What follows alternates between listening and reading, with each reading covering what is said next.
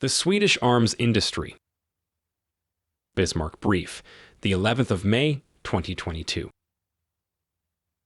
Despite nominal neutrality and pacifist branding, Sweden is one of the world's largest arms exporters. The country's defense industry is seeking to expand at home and abroad. Sweden is internationally regarded as an exemplar of social democracy, European pacifism, and the Nordic model of development, which prioritizes a comprehensive welfare state, collective bargaining, and high public sector employment. Swedish government ministers have described the country as a humanitarian superpower, a self-image that dovetails with egalitarian domestic policies and Sweden's historical military neutrality.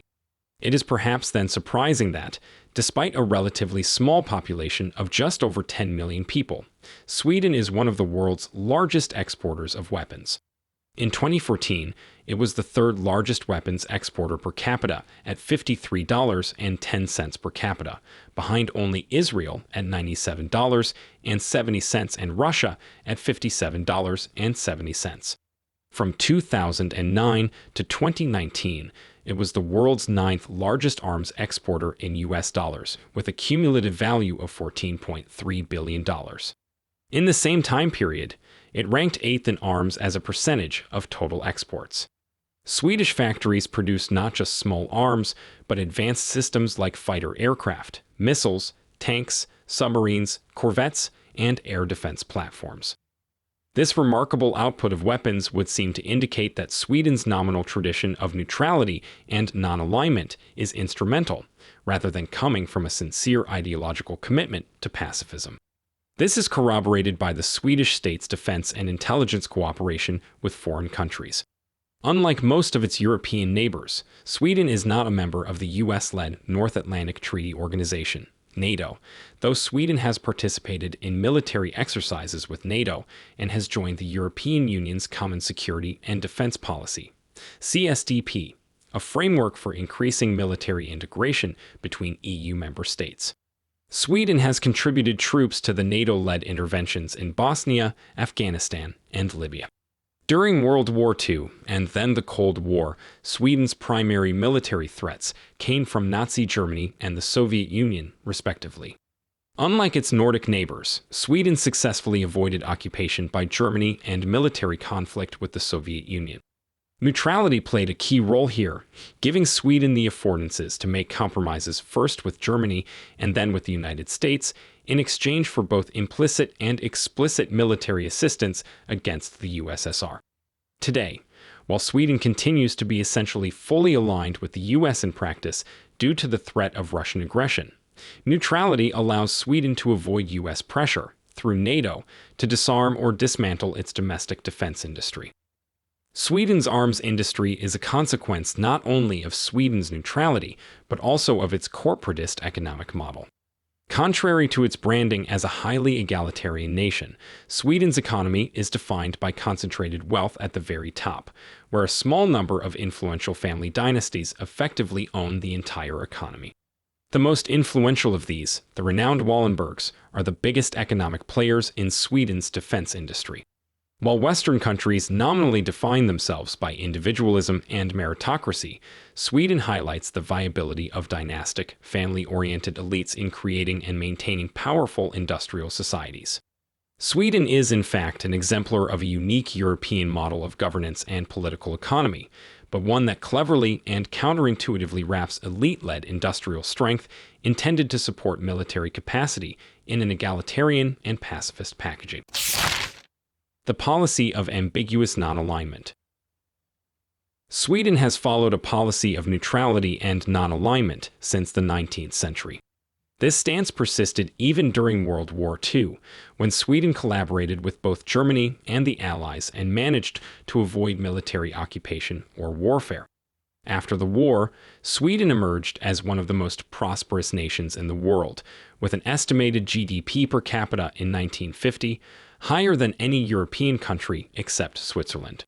With Germany defeated, the newly expanded Soviet Union, which now bordered Sweden across the Baltic Sea, became the country's biggest security threat. Non-alignment created the imperative to develop a strong domestic armaments industry, and the Swedish government undertook a major effort to expand its conventional capabilities and lay the groundwork for acquiring nuclear weapons. The country started research into nuclear weapons early in 1945, and by 1954, had developed its first experimental reactor for the production of plutonium, a key fissile material for nuclear weapons. By 1955, it had developed drafts for Swedish-made nuclear warheads.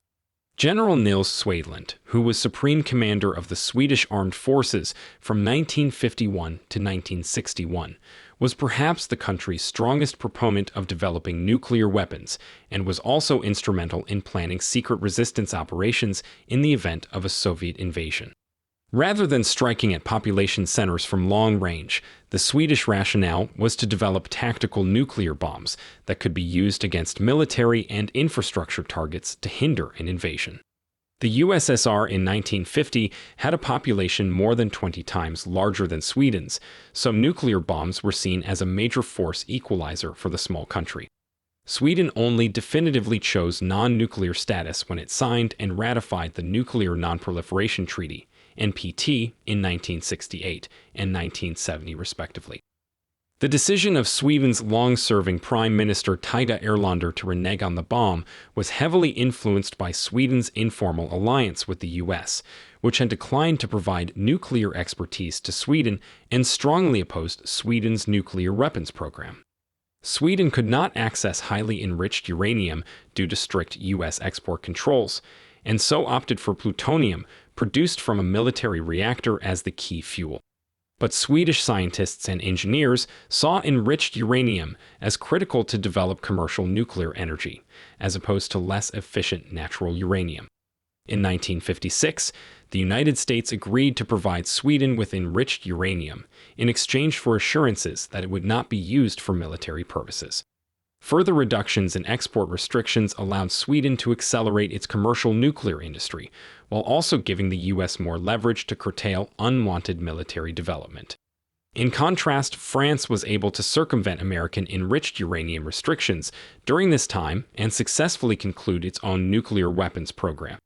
Sweden, unlike France, did not aspire to be a great power. Aside from offering commercial nuclear technology to gain leverage, the US also offered military assistance in conventional armaments to improve Sweden's defense forces. In 1952 and 1962, two agreements were signed between Sweden and the United States regarding cooperation in military technology. This included Sweden manufacturing U.S. missile systems designed by Hughes Aircraft and Raytheon under license, including the Falcon and Sidewinder air-to-air missiles and the Hawk surface-to-air missile.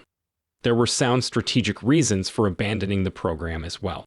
Nuclear weapons provide deterrence, but can also make a country a priority target in the event of a great power conflict. Rather than commit to a contingency strategy of fighting a likely suicidal war with the USSR, Sweden opted instead for a deeper informal alliance with the US. Swedish neutrality has therefore been more de jure than de facto since at least the early Cold War. The consistent trend in Swedish defense policy has instead been maneuverability, and this is applied to its European neighbors today. Unlike French, German, and even EU leaders, the country is explicit in its opposition to the idea of a European army. While it has generally opposed Franco-German pushes for more conventional integrated armed forces, in 2014 it joined the British-led Joint Expeditionary Force JEF, a smaller and more ad hoc partnership for defense cooperation, including the United Kingdom and all Northern European countries. Sweden is technically a member of the Common Security and Defense Policy, CSDP, and the Permanent Structured Cooperation, PESCO, of the European Union in the area of defense and security, but prioritizes it for crisis management cooperation rather than military integration. Swedish military representatives have even voiced opposition to Sweden becoming a net contributor to PESCO. It is viewed as just one of many multilateral and bilateral agreements with actors like the UK and the Nordic countries. Sweden desires a security architecture where the EU is secondary to NATO and where it can maintain maximum influence over its two domains, territorial defense and military exports. The Swedish defense industry also has a complex relationship with the EU. The European Defence Fund, EDF, is a Brussels-led fund intended to spend €8 billion between 2021 to 2027 on defense R&D and procurement under the CSDP. This fund was originally meant to be allocated strictly to companies which are established in the EU and are not subject to control by a third country. Swedish officials complained that this discriminates against Swedish defense firms, which rely heavily on American, Norwegian, and British stakeholders. The regulation for third parties was subsequently eased so as to allow for countries that ensure the security and defense interests of the EU. This language in effect allows British and American companies to utilize the fund, undermining the push for a fully independent European military-industrial base. The posture of Swedish officials and companies in relation to European defense shows the conflicting interests that make the European Union less than the sum of its parts in security and on the international stage. Sweden, like many smaller countries, has no interest in an independent European security architecture. Despite its EU membership and absence from NATO, Sweden prioritizes its relationship with the United States, which has also been the largest beneficiary of Swedish military equipment since 1990. In exchange, besides licensing agreements, the U.S. has sold American hardware to Sweden. In 2017, an agreement was made for U.S. defense giant Lockheed Martin to supply Sweden with 4 Patriot medium-range air defense systems by 2022 for €4 billion. The purchase of Patriot missiles was noteworthy in that it came at the expense of Franco-Italian manufacturer Eurosam, which offered a similar system. Sweden's non-committal position gives it the best of both worlds, particularly when it comes to exports of armaments. It enjoys an implicit alliance with NATO via EU membership and shared equipment interoperability, while also being officially neutral and able to sell to countries that don't want to align fully with the Western Bloc. While the 2022 Russian invasion of Ukraine has created pressure on Sweden to join NATO, Swedish leaders have stated that this would destabilize the Baltic. NATO membership would only formalize an existing security arrangement, which would reduce Sweden's diplomatic and security maneuverability. The Wallenberg family drives Sweden's arms industry. Today, the bulk of Swedish defense revenue, and particularly exports, is consolidated by the publicly traded Saab AB, which currently uses the tagline, "It's a human right to feel safe." With 18,000 employees, it is responsible for aircraft, air defense, missiles, radar, and shipbuilding. In 2021, it relied on defense markets for 92% of sales, totaling $3.9 billion. Swedish military procurement has historically been consolidated around a small number of suppliers. In 1973, the 4 biggest companies made up 72% of all procurement expenditures. These were the State Arsenal FFV Carl Gustaf, plus Saab Scania, Volvo, and Bofors. Importantly, and unlike many other European countries, including France, Swedish defense companies are not heavily nationalized. During the 1990s, facing a drawdown in funding, many Swedish defense assets were sold to British and European competitors. Moreover, Saab itself is largely controlled by the influential Wallenberg family, which owns nearly 40% of company shares and nearly 50% of the company's voting rights. The Wallenbergs have been historically influential in Sweden's defense procurement. In 1973, companies owned by them produced 39% of all military equipment delivered to the Swedish armed forces. With Saab dominating Swedish defense procurement today, their influence in defense is at its highest point. Other major Swedish defense companies have foreign ownership. In 2018, divisions of Saab accounted for 75%, $2.3 billion, of revenue from sales of military equipment among the 15 largest Swedish defense companies to both domestic and foreign recipients, but another 12%, $384 million, was accounted for by divisions of the British BAE Systems, which owns the historic Swedish defense manufacturers Hägglunds and Bofors. Germany's Volkswagen owns Scania, Sweden's premier manufacturer of trucks and buses. German engineering firm IBD Dyson Roth owns Oker's Krutbruk Protection AB, a manufacturer of protection equipment for armored vehicles. French energy materials company Urenco, Norwegian ammunition company Nammo, and British defense contractor Kinetic all have Swedish subsidiaries. Importantly, while these companies have foreign ownership, the manufacturing base has largely remained in Sweden. These major players are supplemented by smaller private domestic companies such as Sepson, which produce vehicle-mounted winches for heavy-lift logistics. As the major national champion, Saab has begun to attain greater control over the Swedish defense industry, recouping some of the sense of national ownership following the globalization of the 1990s.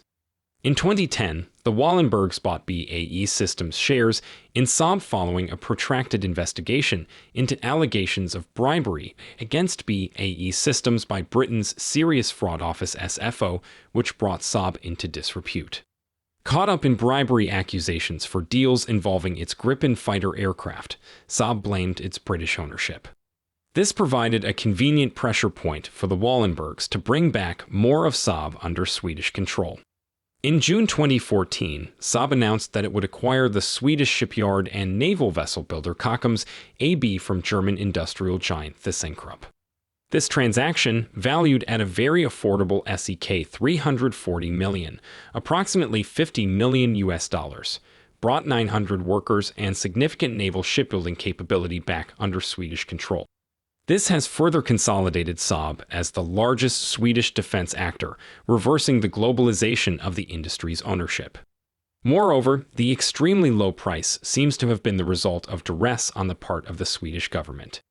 The acquisition occurred just months after the Russian annexation of Crimea in early 2014 spooked the Swedish defense establishment and was preceded by a secret dawn raid by armed Swedish soldiers, who entered the Kockums shipyard to forcibly repossess material and blueprints after ThyssenKrupp initially refused to sell Kockums to Saab. The reacquisition required considerable upfront investment to get the shipyard back in order, and Saab hopes to increase its profitability by exporting submarine design and production to Western countries like the Netherlands. Major successes and failures of defense procurement. In Sweden, the government agency tasked with procurement for the military is the Försvarets Materielverk, literally Defense Material Administration, abbreviated FMV, which has over 3,000 staff and was formed by a merger of procurement bureaucracies from each military branch in 1968. While much smaller, the FMV is comparable to France's Directorate General of Armaments, DGA, as a unified professional bureaucracy tasked with coordinating defense procurement and planning for the entire armed forces. Sweden's biggest domestic procurement successes have come from partnerships between the FMV and Saab, most notably in aerospace. Since the beginning of the Cold War, the Air Force has been the most important arm of the Swedish military, as denying air superiority to any potential Soviet or Russian invasion force would be the nation's first line of defense. Sweden has developed indigenous manufacturing capability for fighter aircraft, avionics, and air defense. In contrast, there is no indigenous bomber, heavy airlift, or helicopter capacity, which shows the significant slant towards a defensive military posture. At the time of the Soviet Union's collapse in 1991, the Swedish Air Force was one of the world's largest, comprising 425 combat aircraft in 28 squadrons. This force structure has since been reduced to just 5 squadrons of 73 operational fighter aircraft and a further 24 for training. The Gripen fighter is the primary showpiece of Sweden's military-industrial base and its most promising export. It is designed for defensive counter-air operations in a relatively contained theater. In 2013, the government announced it would purchase 60 Gripen Es to form the bulk of their fighter force. The Gripen E improves on its predecessors with expanded fuel and weapons capacity, a powerful engine, an improved pilot display and radar system, and the addition of split avionics that separate flight safety and tactical applications. Being a relatively small vehicle at 6 metric tons, the Gripen is designed for short-range, line-of-sight interceptions. For comparison, the U.S. air superiority fighter, the F-22, weighs 20 tons, while the French Rafale weighs 10 tons. A small engine and light frame means the Gripen lacks the potential range, top speed, and payload capacity of comparative fighter aircraft. It is not designed to conduct proactive attempts to gain air superiority and is inferior to other fighters beyond visual range. It is designed for close-range dogfights where its lightweight and avionics can tip the balance in its favor, making it a defensive fighter in principle. The Gripen's singular engine was designed by the now-defunct Volvo Aero, highlighting how indigenous fighter development requires having a wide range of engineering competencies in place. Importantly, the Gripen has thrived in the export market. It has been sold to Hungary, the Czech Republic, Thailand, Brazil, and South Africa. One of the key reasons for its success has been its price. At $60 million, it is about half the upfront cost of an American F-35. Its operational cost is also estimated to be lower than comparable Western fighters. The Gripen's reliance on electronic warfare and its need to close the distance against bombers and other encroaching aircraft requires early warning and situational awareness. This is provided by the Saab Area Airborne Warning and Control System, AWACS. The Area is a radar system which uses active electronically scanned array, AESA, technology developed by Swedish telecommunications giant Ericsson. The technology behind AWACS makes indigenous development rare. The United Kingdom cancelled its domestic Nimrod, AEW-3 AWACS, in 1986, instead buying the American Boeing E-3 Sentry. Sweden's mastery of radar technology via Ericsson translates into export opportunities. The Saab 340 aircraft was sold to Thailand, Greece, and the United Arab Emirates, UAE. Brazil's own Embraer AWACS aircraft relies on the ARI system. Pakistan has bought 7 modern ARI-equipped Saab aircraft, while Saudi Arabia operates 2. ARI has also been fitted onto the Canadian Bombardier 6000-6500 business jet, with export orders signed by the UAE in 2015. Sweden's ground-based vehicles are primarily sourced from BAE Systems AB, the Swedish subsidiary of BAE Systems. It serves as a holding company for BAE Land Systems Hägglunds AB and BAE Systems Bofors AB. Hägglunds builds the Combat Vehicle 90 Infantry Fighting Vehicle, IFV. With over 1,000 built since 1993, this vehicle has been successfully exported to Denmark, Estonia, Switzerland, Finland, the Netherlands, and Norway due to its reliability and track record of operating in extreme weather. Bofors, which traces its origins all the way back to 1646, has a legacy in artillery and naval guns. Its most famous armament is the 40mm Bofors cannon, which became widely used by the British military during the Second World War. Today, it develops the FH-77 150mm howitzer and the Archer self-propelled artillery system. While BAE Systems acquired the artillery component of Bofors, Saab acquired the missile component and manufactures surface-to-air missile, SAM, assets which supplement the Swedish Army's singular air defense regiment.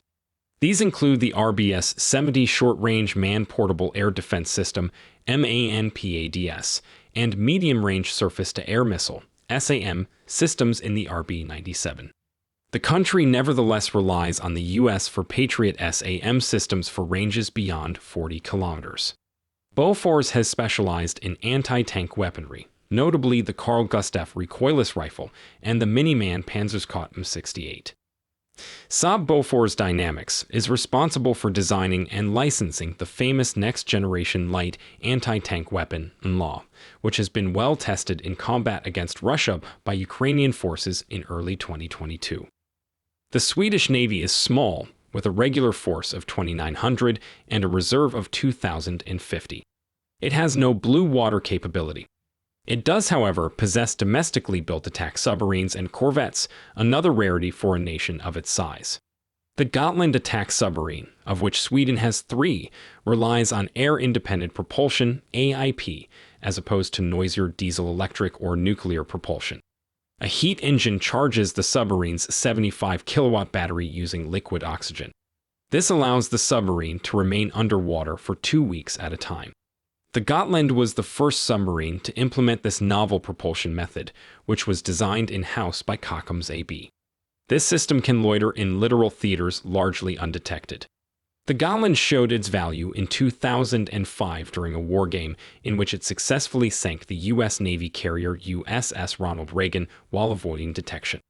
The relatively low price of the Gotland class, at just $100 million, is thus very notable when compared to the upcoming Gerald Ford-class U.S. carriers, which will cost at least $13 billion each. The 1990s and 2000s also saw major delays in weapon systems.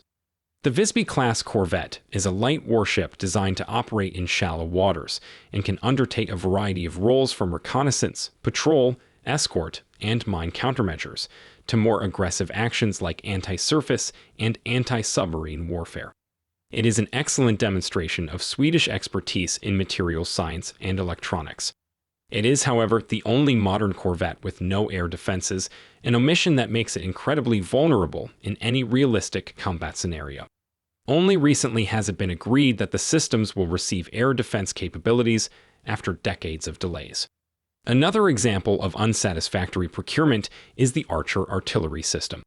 Designed by the FMV and manufactured by Bofors, the system has automatic fire control, is said to be able to set up, fire, and begin redeploying in 30 seconds, and has a range of 40 kilometers, increasing to 70 kilometers with US-made Excalibur shells. But its complexity led to major delays. Norway's government was a partner in the project, but in 2013 pulled out claiming non-performance of contract terms. 24 Archers have been built, and the Swedish military is persevering to have 48 by 2025, but the 2 export orders for Norway and Croatia have been cancelled. Every failed procurement is an opportunity cost, and if the systems cannot be exported, they amount to a significant waste in resources and time. Avoiding such costly failures will be critical as Sweden's defense budget continues to increase. The defense industrial base increasingly relies on exports. Sweden's history of arms exports is as old as its modern arms industry. In 1935, the government explicitly decided against nationalizing the Swedish arms industry so as to promote exports. Bofors, for example, exported 60% of its military production in 1979. These were exceptionally high figures at the time, and today Saab relies on exports for 62% of its revenue. Although Sweden has, from 2020, added $3 billion to its military budget from 2021 to 2025, foreign markets are going to become increasingly critical to sustaining the country's industrial base. The importance of exports, both military and commercial, has grown as domestic consumption slows. Sweden's trade surplus jumped from $60 million in 1990 to $23.6 billion in 2020, from 0.02% of GDP to 4.4%.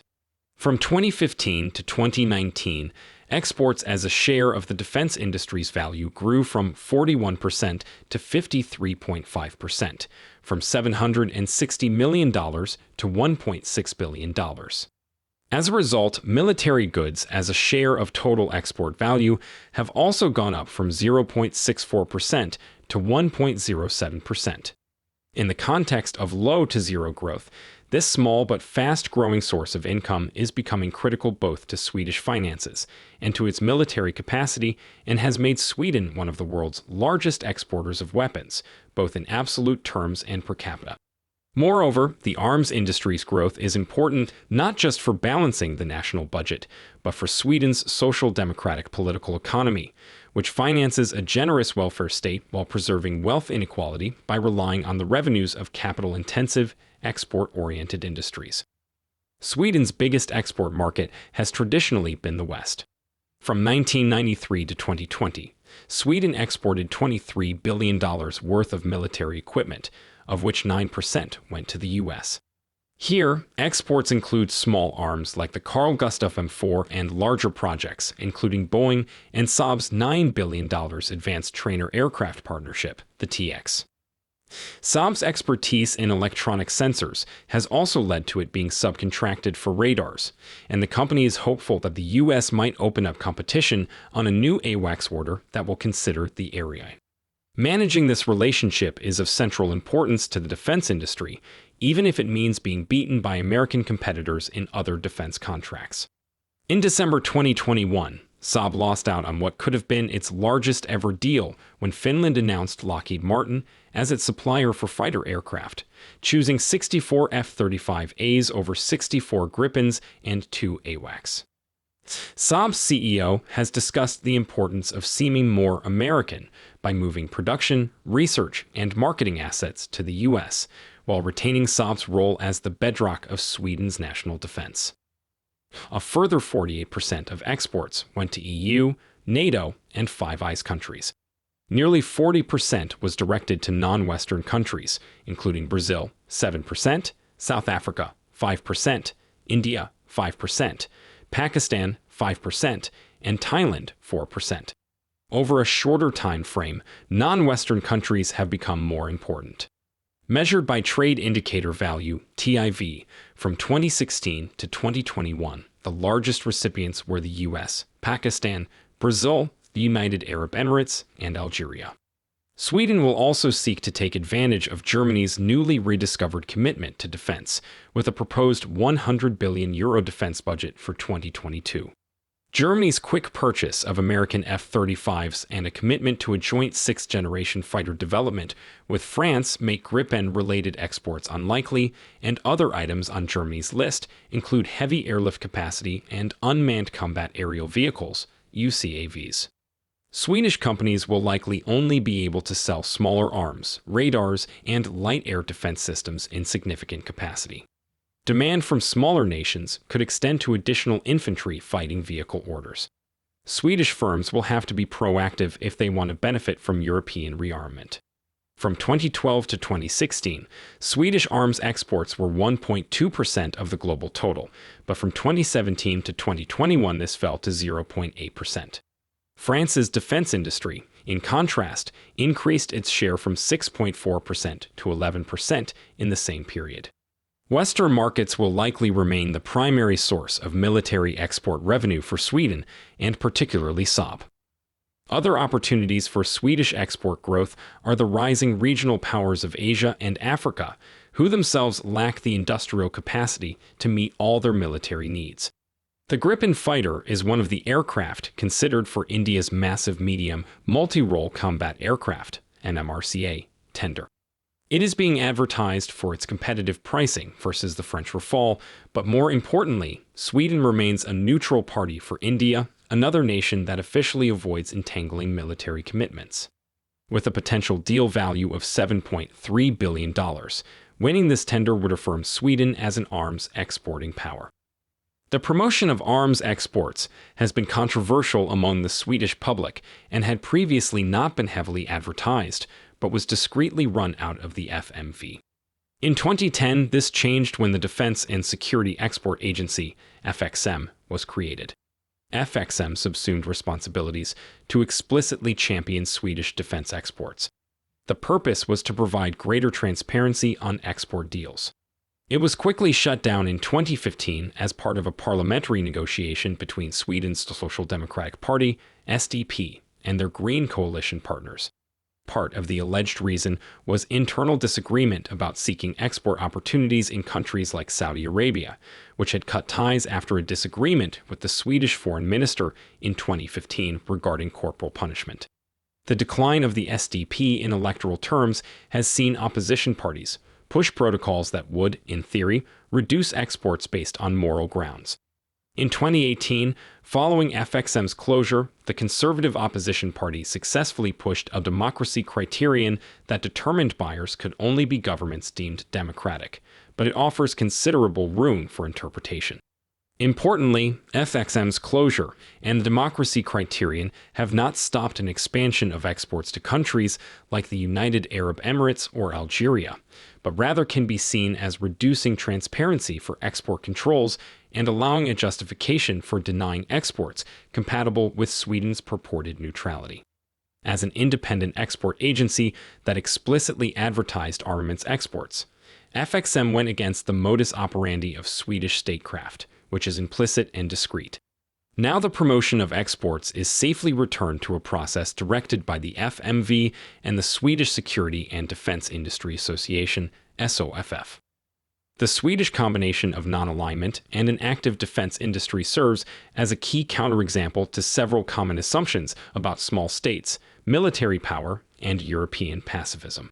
Sweden shows that the economies of scale and specialized knowledge required to sustain a domestic defense industrial base capable of producing internationally competitive, high-end military equipment such as fighter aircraft or attack submarines are far smaller than those enjoyed by military giants like the US, Russia, or China, or even middle powers like France or Turkey. If Sweden can build its own competitive planes and ships, the possibility should be considered that an even smaller country could do the same, given the right political economy and investment in industry. Technological and manufacturing advances in unmanned aerial systems and loitering munitions have made them far more impactful on the battlefield, and the lower industrial capacity needed to produce them also suggests that smaller states could attain a greater degree of independent military power, though so far the most gains in this area have been made by Turkey. The leading role played by the Wallenberg family suggests that even in a small country, giving a single live player or family dynasty a major stake in national defense can be a successful model to promote both industrial growth and consolidation of ownership within national borders. After Sweden's privatization of defense assets in the 1990s, the Wallenbergs bought BAE's shares in Saab, have improved the company's exports, and have reacquired strategic assets like the Kockums Shipyard with the apparent assistance of the Swedish state. Sweden also serves as a counterexample to the argument that European countries are lax on defense due to an ideological shift against waging war. As Europe witnesses the start of its largest conventional war since World War II in 2022, Sweden may stop being an exception in the coming decades, and instead come to be seen as a model of defense industrial planning for small European states, negotiating their positions between far greater military powers like the US and Russia. Lastly, the defense industry's role in Sweden is likely to extend far beyond strictly military matters. As a low-growth, aging society, Sweden relies on export growth more than ever to maintain its growing government expenditures. It will be increasingly difficult for Sweden and other European states to dominate in new areas of technology as China and the US resort to greater protectionism. As a nominally neutral party, Sweden has established export relationships with a wide range of clients around the world and will come to rely on them for a considerable amount of its future economic growth.